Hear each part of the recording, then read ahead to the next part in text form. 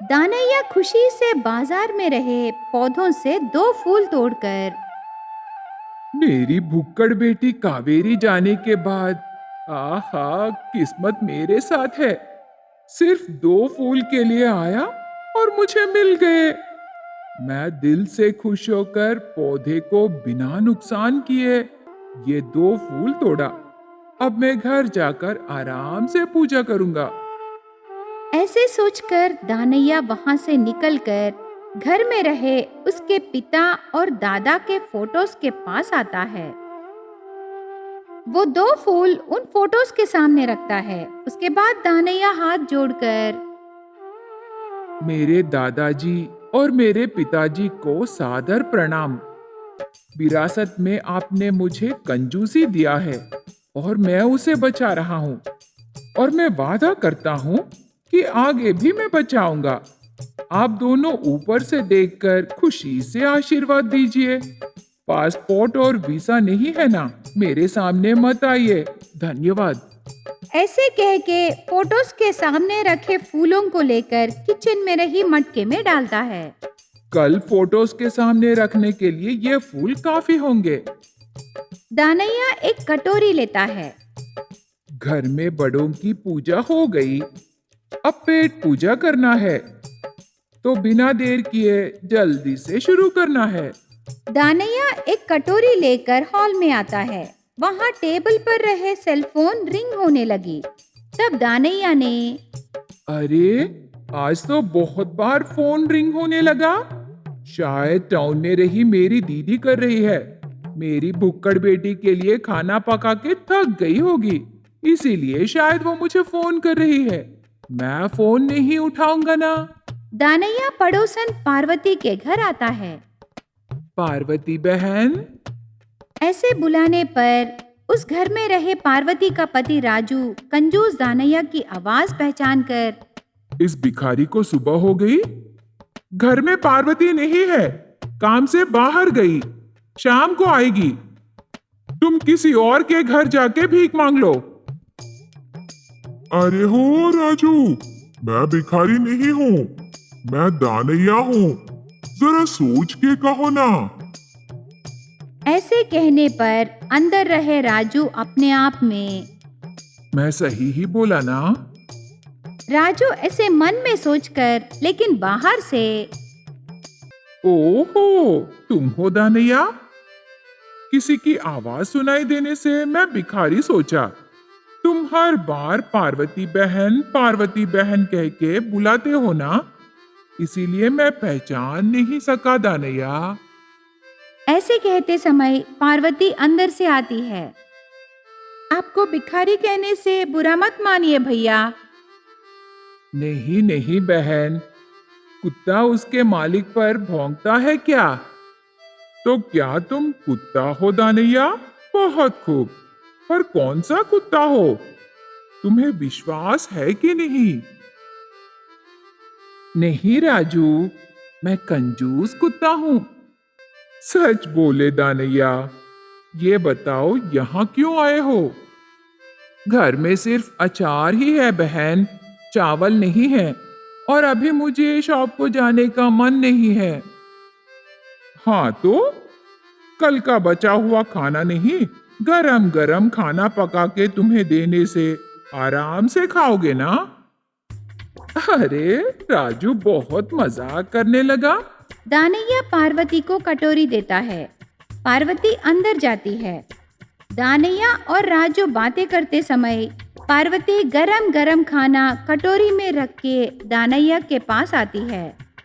उसे देख के दानैया खुशी से बहन, तेरा नाम पार्वती नहीं अन्नपूर्णा है।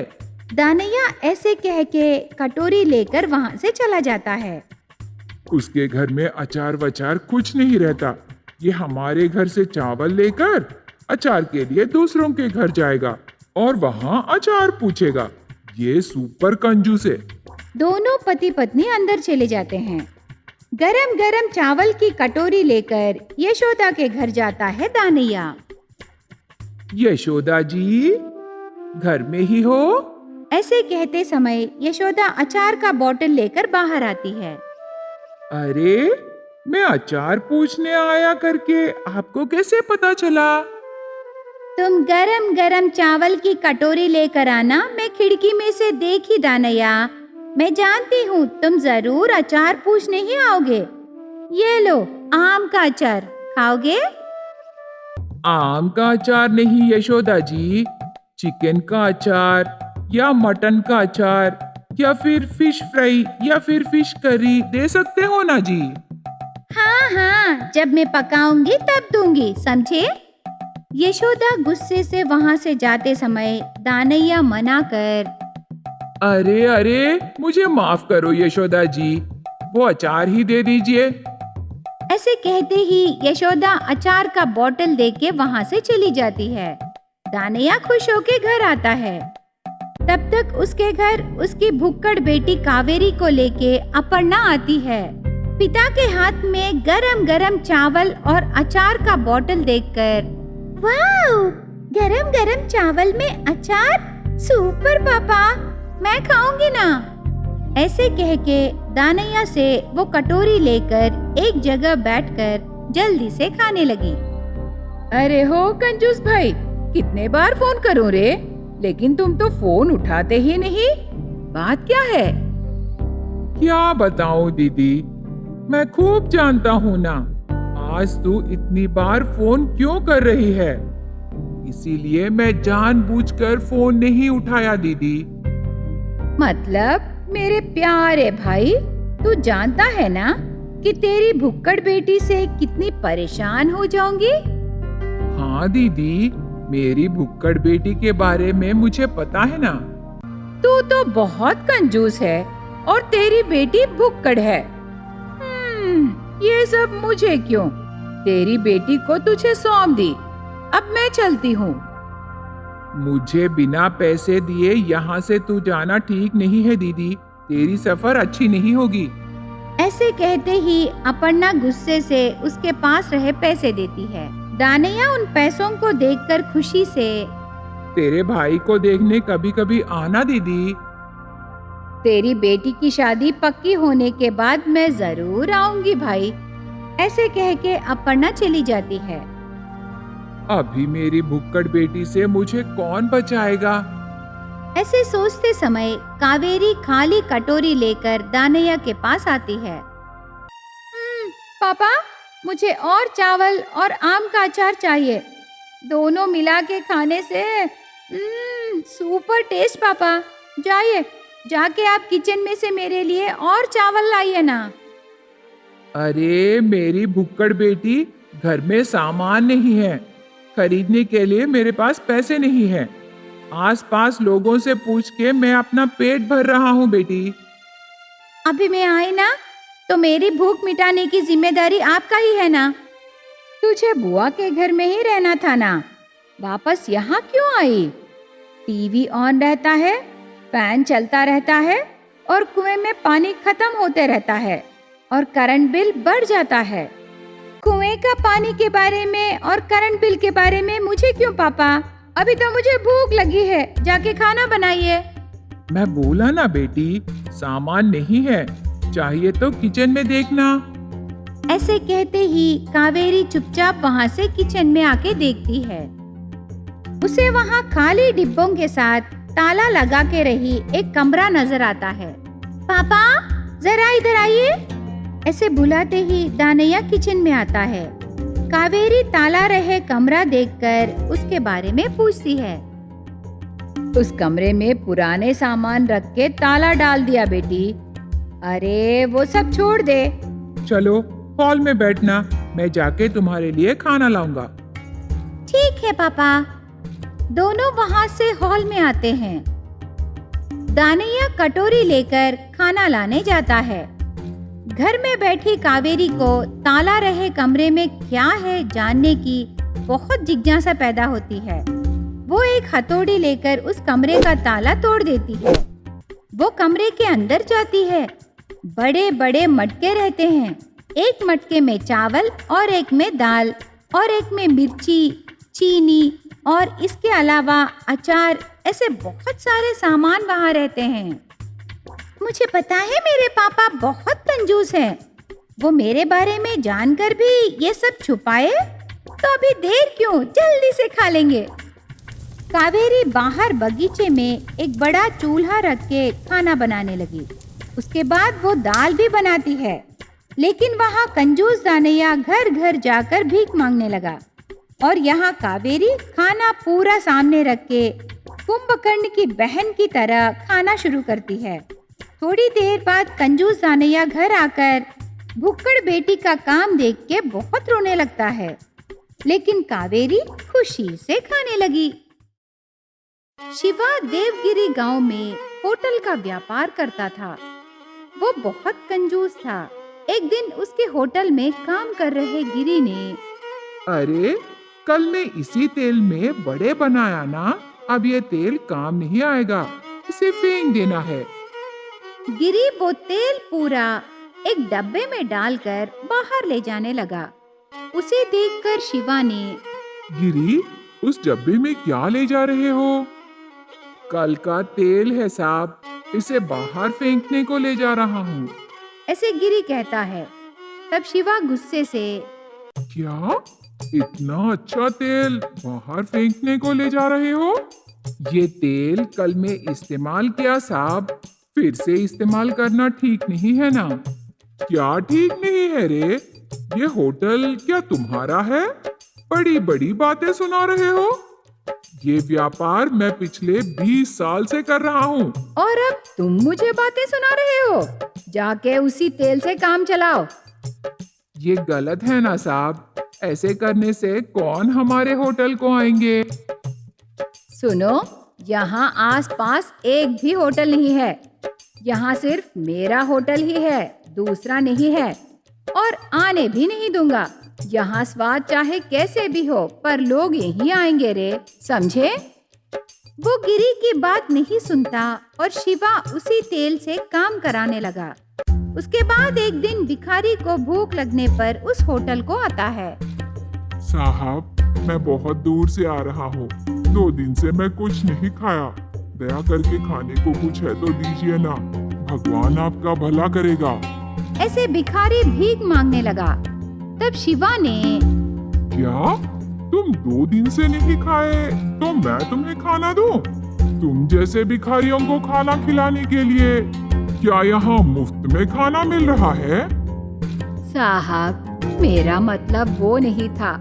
मेरे जैसे भिखारी को खाना खिलाने से भगवान आपका भला करेगा। क्या तुझे खाना खिलाने से मेरा भला होगा? मंदिर को जाकर प्रार्थना करने से उससे 10 गुना पुण्य मिलेगा रे। अब जाओ यहाँ से। ऐसे शिवा उस भिखारी को डांट के भेज देता है। साहब, तुम क्यों बुला रहे हो? साहब, मेरी बीवी की तबीयत खराब है, इस बार मेरी तनख्वाह जल्दी देने से। मेरी बीवी को अच्छे हॉस्पिटल में दिखाऊंगा साहब। क्या रे, तनख्वाह जल्दी चाहिए? कल का काम आज करोगे रे तुम? तनख्वाह लेके तो काम पर नहीं आने से मैं यहाँ क्या करूँगा रे? साहब, ऐसे मत बोलिए, आपके पास काम करने वाले को आप ही मदद करना है ना। मदद करना है? शिवा थोड़ी देर सोचने लगा। ठीक है रे, मेरे सिवाय कौन तेरी मदद करेगा? मैं तुम्हें पैसे दूंगा, पर वो तनख्वाह के पैसों में से नहीं, कर्जे में दूंगा। तुझे मंजूर है तो मैं पैसे दूंगा। ऐसे शिवा कहता है। शिवा की बात सुनकर गिरी सोचकर, ठीक है साहब, लेकिन अभी तो मुझे पैसे कर्जे में दीजिए, ऐसे गिरी कहता है। तब शिवा मन में खुश होकर गिरी को पैसे देता है। थोड़े दिनों बाद गिरी ने, साहब, महीना होके बहुत दिन हो गए, पर अभी तक आप मेरी तनख्वाह नहीं दिए। ऐसे पूछता है। तब शिवा ने, क्या रे, तुझे तनख्वाह चाहिए? तुम मुझसे कर्जे में पैसे लिए ना, तो तेरी तनख्वाह उसमें निकाल देने से बाकी पैसे तुम्हें ही देना है। ऐसे शिवा कहता है। वो बात सुनकर गिरी का दिल धड़कने लगता है। साहब, ऐसे मत बोलिए, मुझे तनख्वाह नहीं देने से हम क्या खाएंगे? बहुत मुश्किल होगा साहब।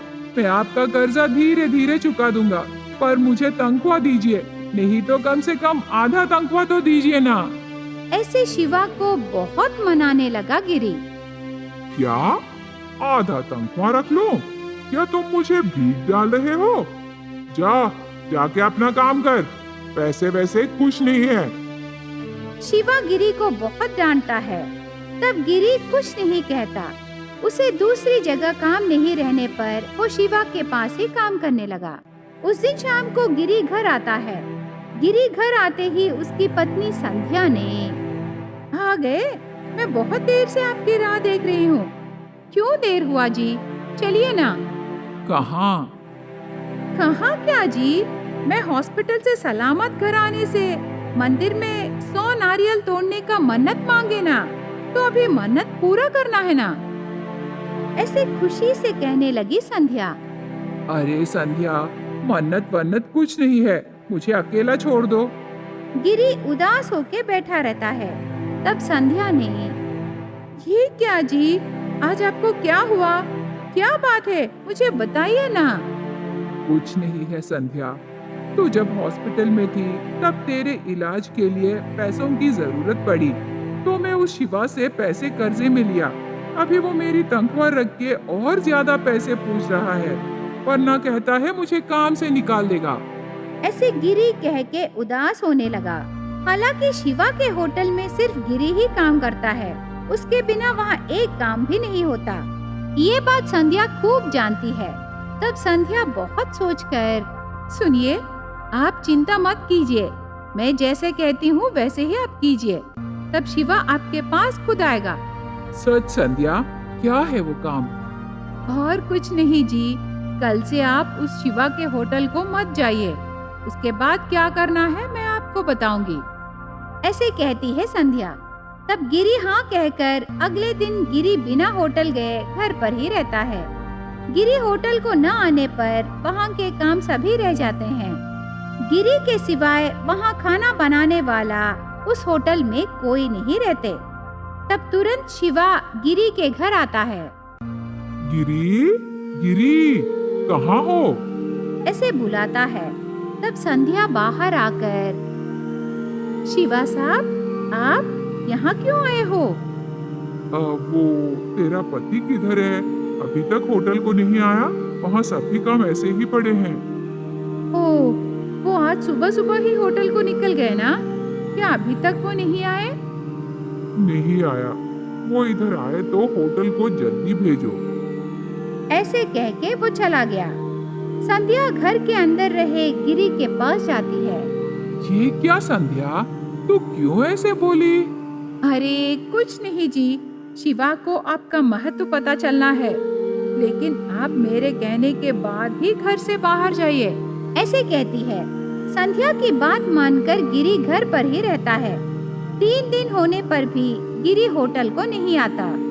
उससे शिवा का होटल बहुत डल हो जाता है। तब शिवा को बहुत डर लगता है। अरे गिरी, ये क्या किए रे? मतलब गिरी के बिना मेरा होटल नहीं चलेगा? जो भी है, उसे फिर से यहाँ काम पर रखना है। शिवा फिर से गिरी के घर जाता है। तब फिर से संध्या बाहर आकर, अरे शिवा साहब, मैं भूल गई, मेरे पति को सिटी होटल में काम मिला। वहाँ तनख्वाह भी बहुत ज्यादा है। आपका कर्जा भी चुकाना है ना, इसीलिए वो सिटी होटल में काम करने गए शिवा साहब। ऐसी संध्या कहती है।